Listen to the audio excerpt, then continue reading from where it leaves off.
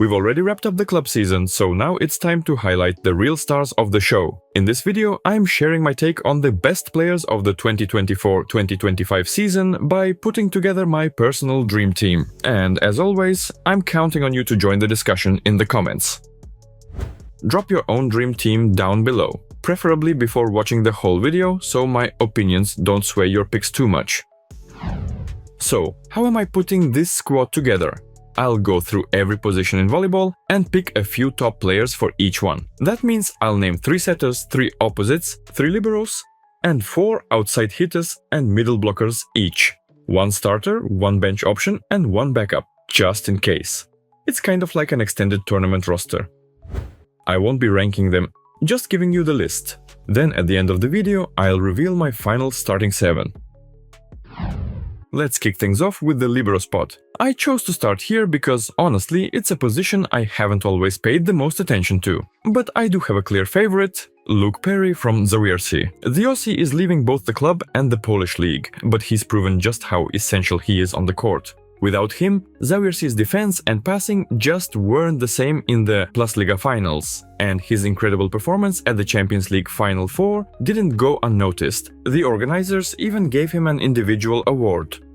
Now, this next part is tougher. There are so many great liberos, and I don't want to leave anyone out. But hey, I decided to make this video, so I've got to make the tough calls. If I missed someone you think deserves a spot, let me know in the comments. My second libero pick is Gabriele Laurenzano from Trentino. You'll see this more later, but I don't always base my choices purely on stats. Especially at libero, a player can have a massive impact on team morale and energy. Gabriele brings top-level play and infectious energy, exactly the kind of player I'd want on my team. And of course, I had to include Zhenya Grebennikov. Even though Zenit didn't win any trophies this season and didn't play internationally, I'm still blown away by what the French maestro brings to the game. Watching him live at the Russian Cup Final 6 in Kazan, you could just feel the passion and energy from the 2-time Olympic champ. Even from the bench, he's fully locked in and constantly lifting up his teammates. A true legend. Alright, time for the opposites. This was actually a bit easier for me. First name on the list, Nimir Abdel Aziz. He had a ridiculous season in Japan and then showed up to the Asian Champions League and dominated again. 2 MVPs in 1 year say it all. I don't think anyone will question this choice. Second on the list, Wassim Ben Tara. Perugia's opposite was a rock all season long. His performance at the Champions League Final 4 helped lead his team to a historic win. For years, the Devils struggled to find a top-tier opposite that fit their system, and Wassim filled that gap perfectly, delivering big-time results over the past 2 seasons. And I'm also adding Dmitry Musersky. Year after year, the Russian opposite proves he's still elite, both in Japan's league and international play with Sunbirds. Insane blocking, the ability to hit balls most attackers would just turn into free balls, and a massive impact on his team's performance regardless of lineup. Honestly, if Russia were allowed to play internationally, I still think Musersky could challenge for a starting spot on the national team. Of course, some of you might want to include Vlad Bebkevich, a total scoring machine. But again, the lack of international games hurt his case, and we haven't seen that latest software update yet that would make him dominant in clutch situations. Speaking of international play, I have to include Micah Christensen. And yep, we're moving into the setters now. The American really stood out in the Russian league this season. I already talked about him in a separate video, so I won't repeat myself. Next up, Simone Gianelli, another obvious pick. He had a phenomenal individual season. In the past, people questioned his pure setting skills and saw him more as a well-rounded volleyball athlete. But this year, Simone proved he's a true playmaker. His game feels way more fluid and natural now. Less robotic, more human. What blows me away most is how adaptable he is. He's got all kinds of hitters around him and finds the perfect set for each one. That's no easy task, plus his serve is getting better and better. I won't be surprised at all if he's in the MVP conversation at the upcoming World Championship. The third setter spot was tough. I'm going with Miguel Tavares, and just felt like giving the Portuguese setter a shout. He didn't exactly crush the end of the season, but I liked what I saw from him in most matches, so he makes the list. As always, feel free to suggest your picks in the comments. Now, who have I missed? Ah, right, middle blockers. Here's my dream team's middle four. I'll start with two South American imports playing in Italy, Agustin Loser from Perugia and Flavio from Trentino. Loser adapted quickly to the faster pace and brought value on both the block and serve. His performance in the Champions League final sealed his spot here. As for Flavio, he's been proving himself in top teams for years. Last year he won the Scudetto with Perugia, this year with Trentino. His serve isn't the scariest, but his attacking and blocking are seriously impressive. Third on this list, Alex Grozdanov. He left the Italian Superlega but took his game to a new level in Poland.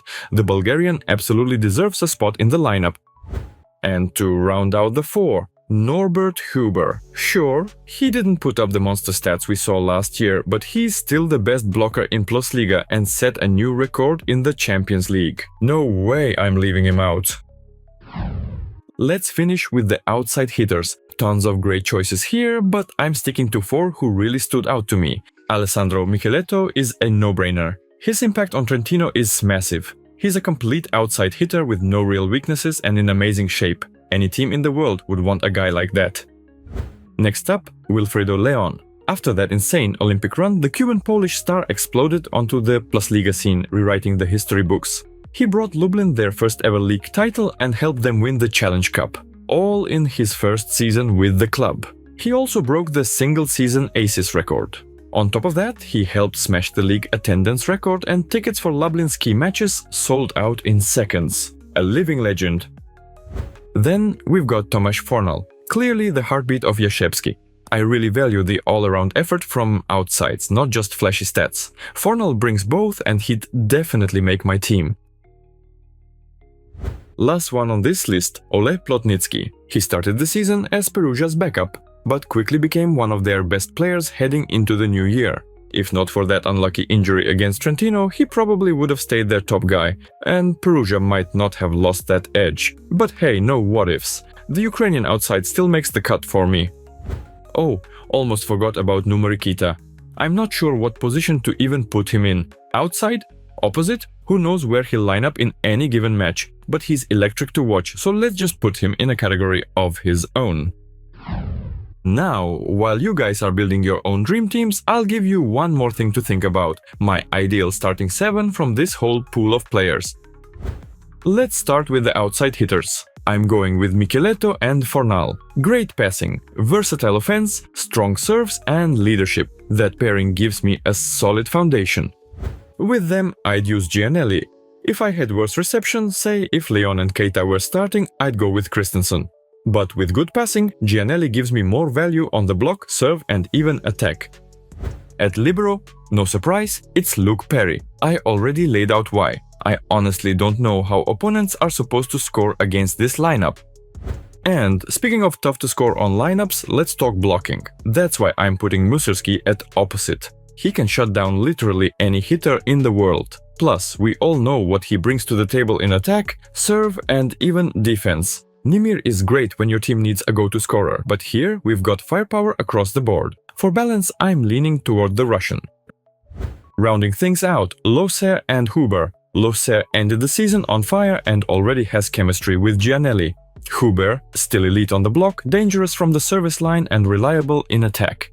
What more could you ask for? So now it's your turn.